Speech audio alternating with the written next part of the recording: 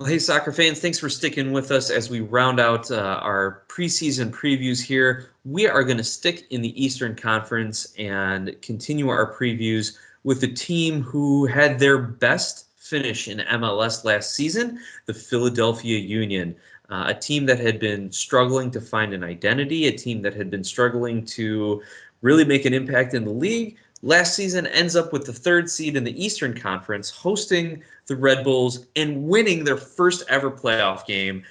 Philly fans were overjoyed, which is not something you ever hear anyone say about Philadelphia sports fans. So it's great to see how the Union really turned a corner, that Jim Curtin got the vote of confidence from ownership and management, and that he's able to continue to build the team in his manner. And we'll see what Philadelphia can do in this 2020 season, this 25th anniversary of the MLS.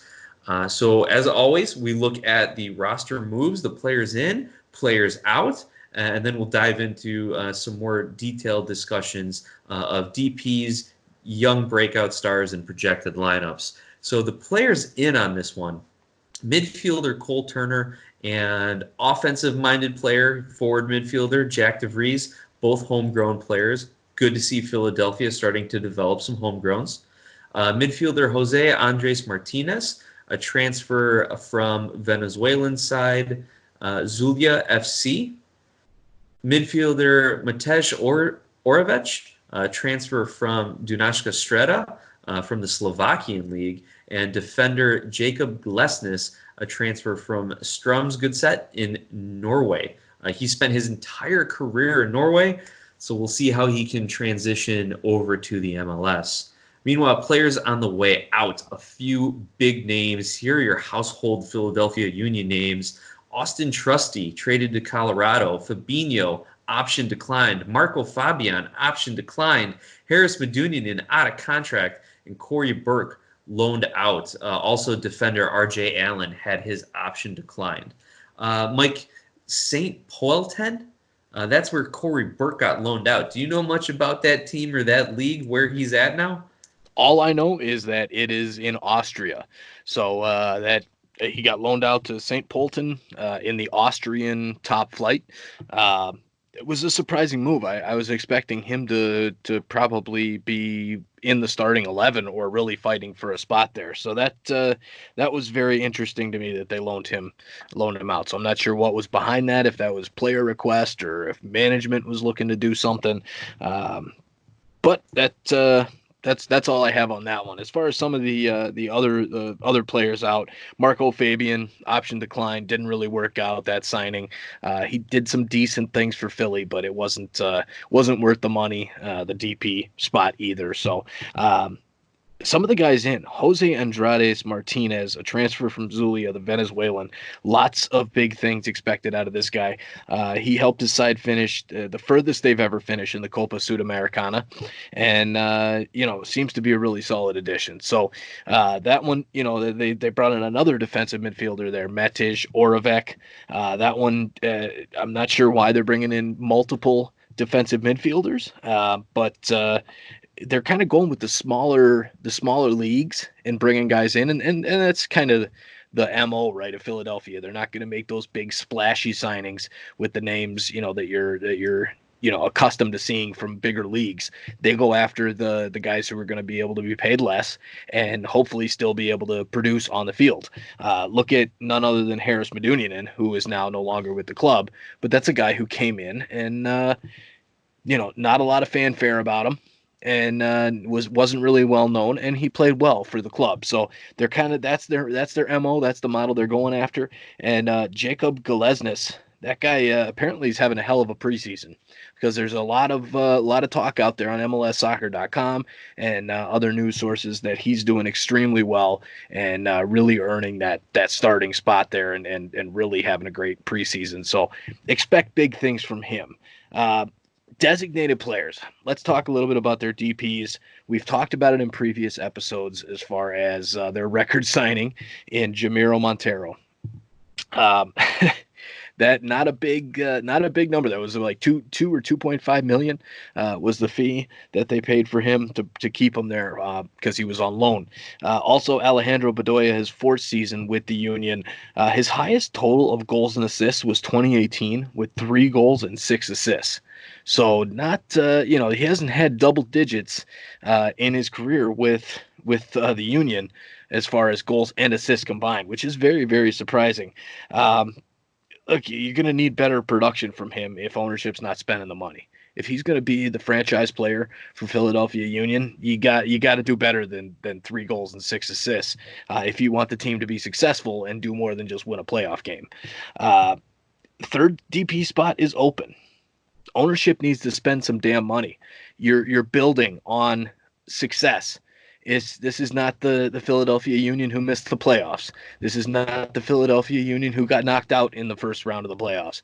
This is the Philadelphia Union who has now won a game in the playoffs, hosted a playoff game. Now it's time to spend some money. You're a big market. Philadelphia is a large market. It's not Kansas City. It's not Salt Lake. This is a big market. Spend some money and bring in a big player. Those are my thoughts, Nick. What are your thoughts? Well, they tried bringing in a big player with Marco Fabian, but they just kind of swung and missed at that one. What's interesting to hear you say, they need to spend some more money. They need to get more production out of Bedoya, all these sorts of things. But pair that with who they've brought into the club. Jose Andres Martinez from Venezuela, guys from Slovakia, Norway. Everyone uses Atlanta as the model, and it's an easy example. Atlanta's pulling in young players from Argentina, Brazil, Colombia, wherever it may be, Venezuela. Maybe Philly's starting to jump on that bandwagon, starting to look for that younger players, international guys from some of these smaller leagues that they can bring into the MLS, coach them up a little bit, put them in a position to succeed, and then in a couple seasons, flip them for $1 million or $2 million in profit. And then in a year's time or 2 years' time, they go out and drop some money and bring in that third DP. Or, if Bedoya's career is kind of on the downswing, and I think he's getting up there in age. He's 34 years old, I believe, going to be this season, or 30. He'll be 33 during this season. So he might be slowing down a little bit. The guy's put tons of miles on those legs between his entire club career, as well as 66 caps or so for the U.S. national team. They might start to think about replacing him in the next 2 years. So maybe you see, hey, look, we can just keep making the playoffs, win a couple playoff games. Maybe they put their focus more on the U.S. Open Cup than they do the regular season and win a trophy that way. We saw a couple years ago they came pretty close. Then in 2 years' time, spend the money and really make a splash. That's what I could see the Union doing. I just don't think that they're going to be able to go for it all this season. I know Philadelphia fans don't want to hear it, but hey, you're used to the pessimism, I suppose. And I'm from Chicago. That's all we got with our sports teams is pessimism. And as we say, if it weren't for bad luck, there'd be no luck at all. So sorry if that's influencing my Philadelphia Union review here. But I really think from a long-term business standpoint, that's what they're going to do. And besides, we saw Jim Curtin kind of flip strategies from the style of play that they were employing, more of a passing possession style of play, to a pressing style of play in the last season. And the rumors were if that didn't work out, Curtin would be gone. The rest of the coaching staff and management would be gone. They're going to roll over the roster anyway. So all of that combined, I think that kind of goes to my thought that give them 2 years to develop these guys and either sign them to big money or flip them and then bring in a big money DP. And then, hey, 2022, the year of the Union, calling it right now.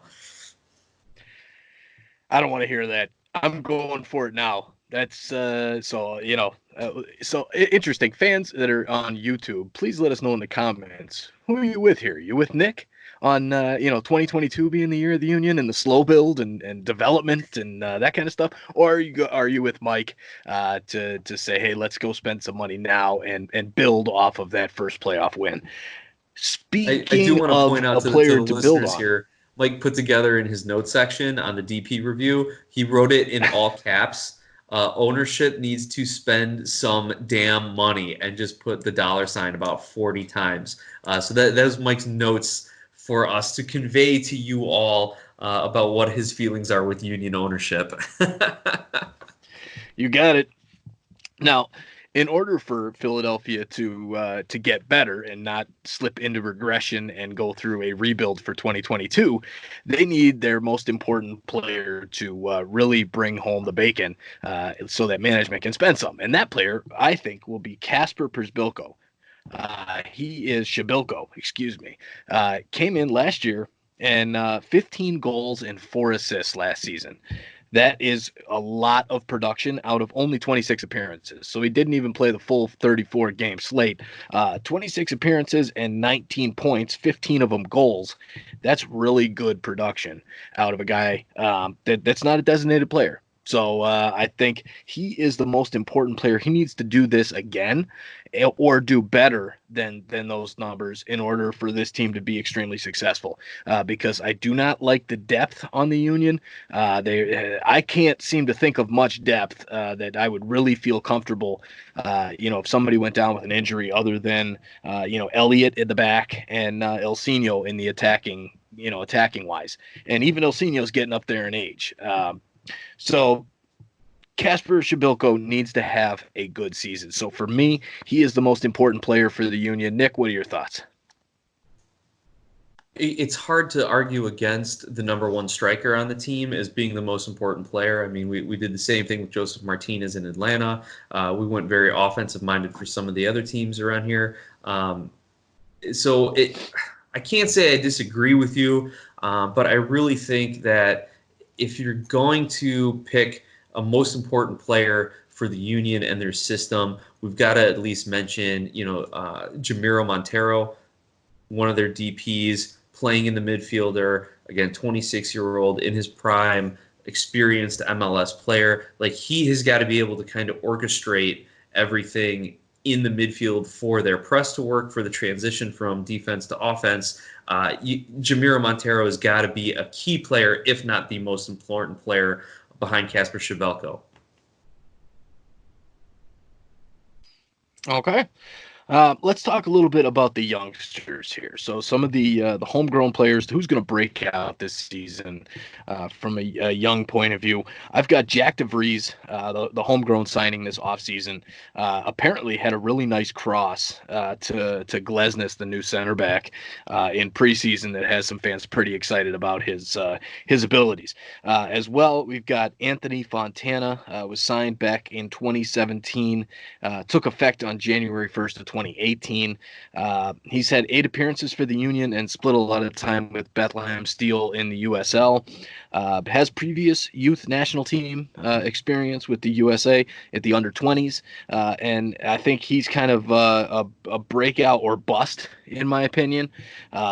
Reddit is really, really high on these guys. So as everybody who's been following all of our team previews knows, we kind of get a little bit of details on these younger guys from the fans themselves on Reddit, and they're really high on DeVries and Fontana.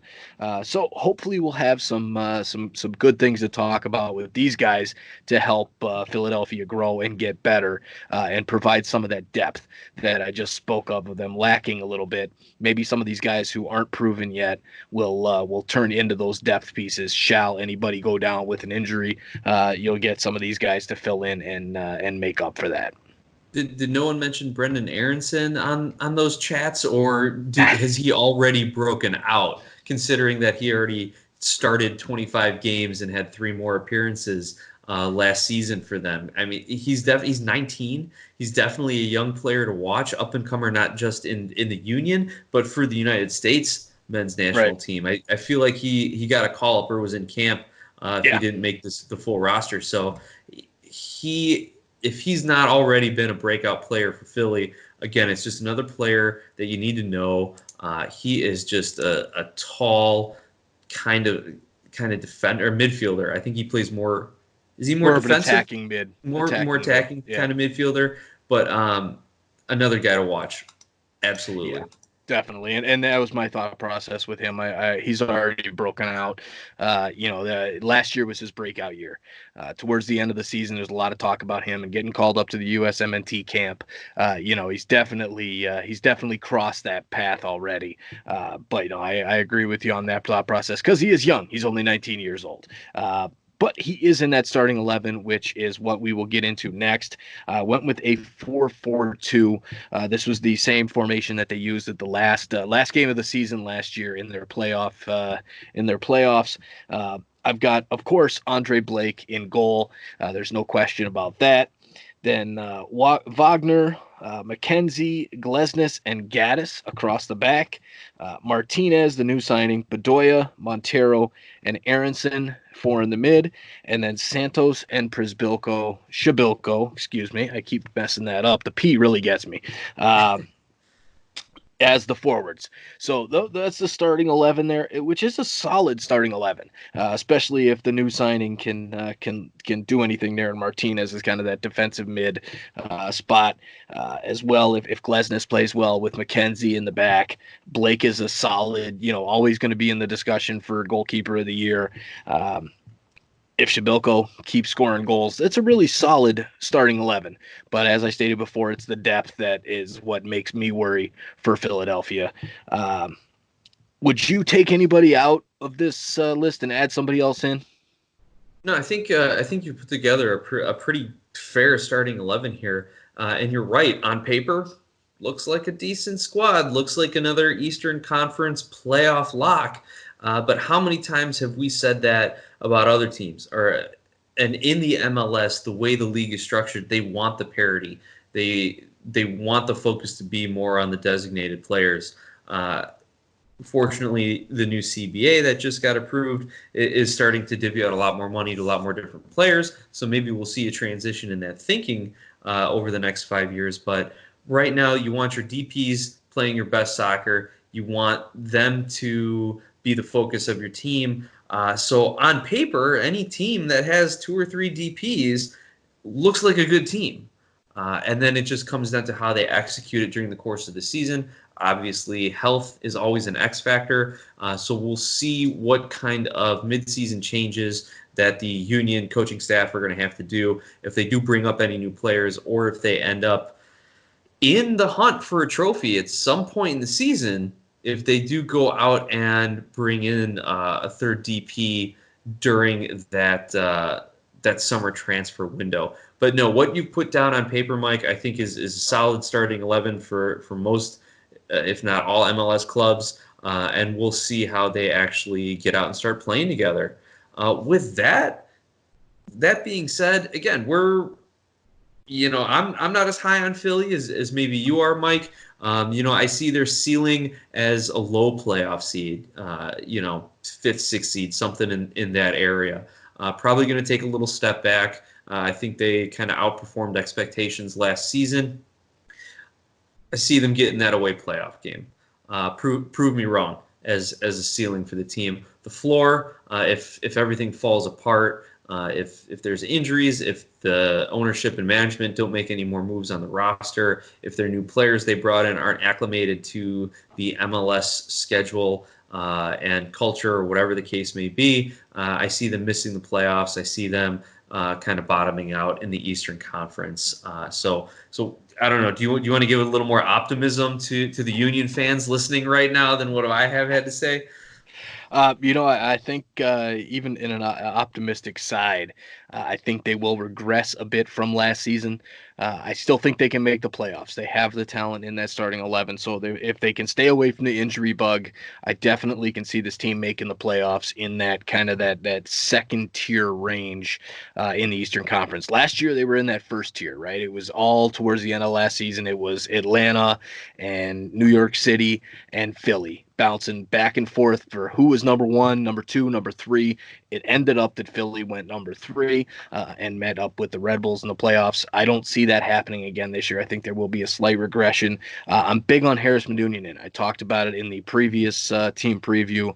Now with Cincinnati, I was high on him. I really liked his game, and I'm sad to see him leave the Union. So that I think that will hurt, as well as some of the other moves. But overall, I think I could see them probably in like a low playoff seed for the ceiling. Floor, yeah, it could be bottoming out in the East, and just trying not to get that wooden spoon. And if that's the case, then I think it's time for Nick's 2022 year of the Union rebuild.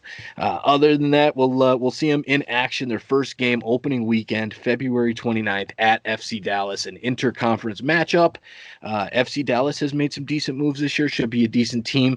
I think it'll be a pretty good game to watch. Kind of two clubs in the middle of their respective conferences. So that will be exciting on that. So Nick, take us home, brother.